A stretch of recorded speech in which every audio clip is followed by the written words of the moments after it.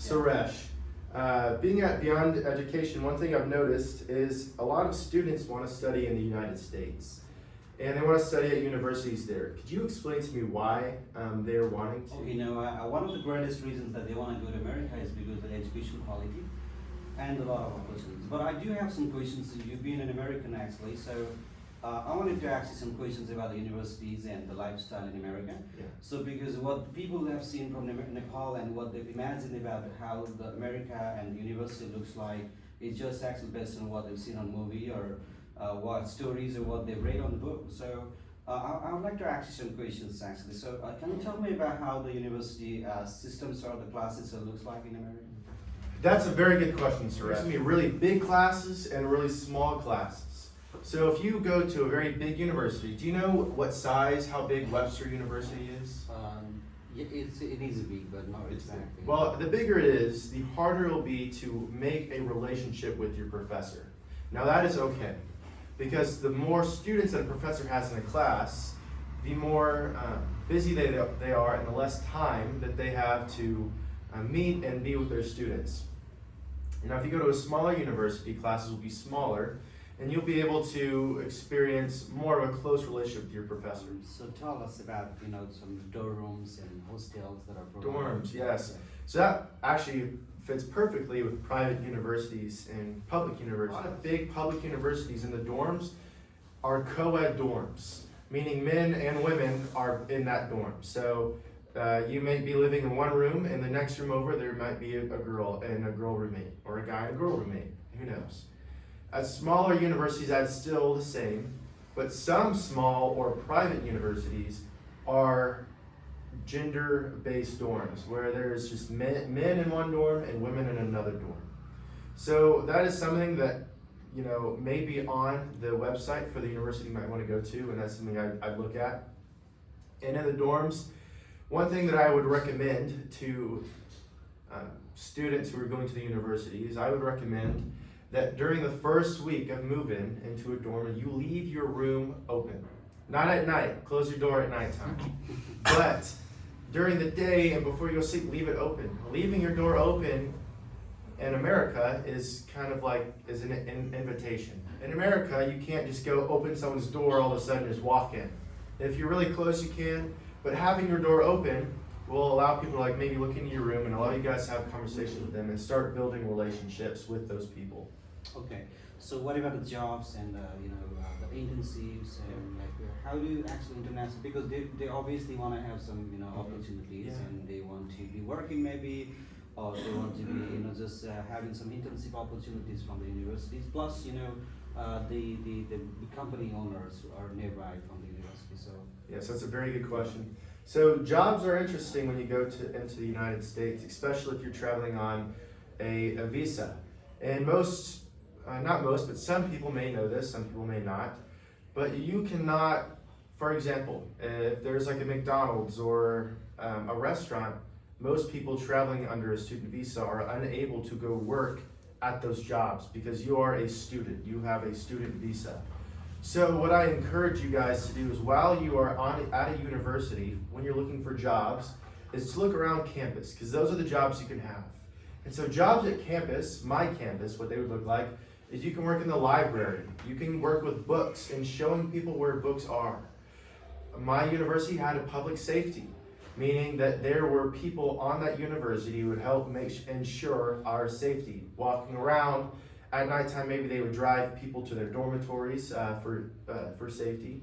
You can work in the cafeteria, which is going to lead into something maybe later. You can help serve food. You are able to work at maybe one of your university buildings. What are you studying? Are you studying computer science? Are you studying biology? You can go look in that university, at that university, and go to that class. And normally there's buildings on the campus. There's a building specifically for science. There's probably going to be a building specifically for business, a building specifically for history.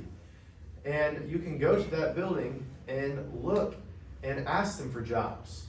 And you can work with your recruiter or whoever's helping you there, and they can help you find a job. But finding jobs in the building of your study is also a very cool thing, and I encourage that. And that requires a very good communication Yes. skill.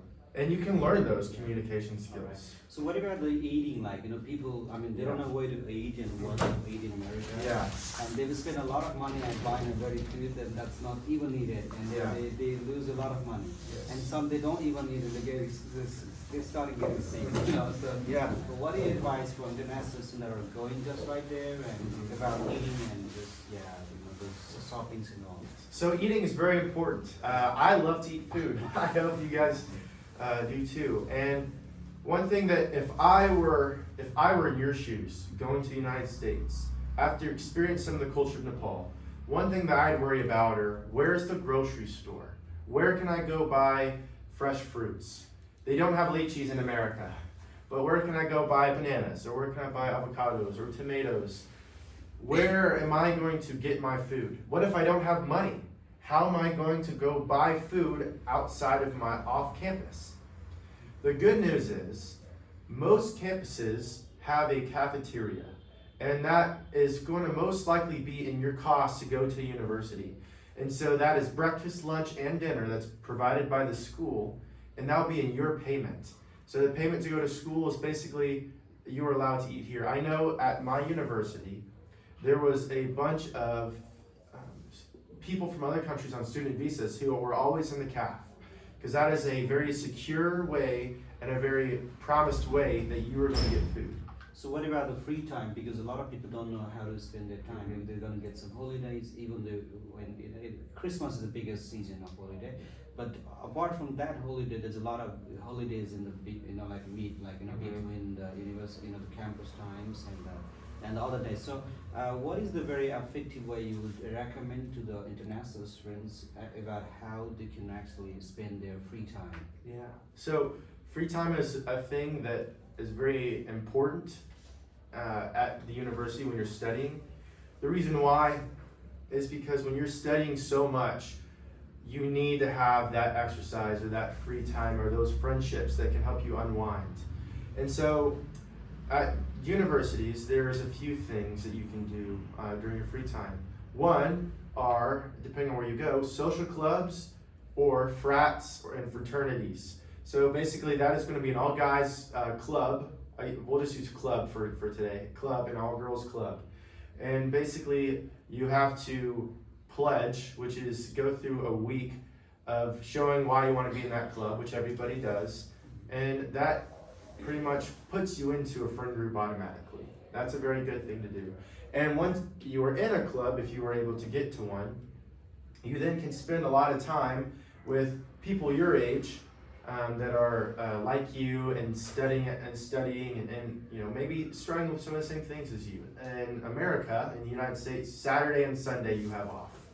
Those are the days you do not work on Saturday. Well, most corporate jobs do not work on Saturday or Sunday. Some jobs, if you're working fast food, would work Saturday, Sunday, but you were off from school on Saturday and Sunday.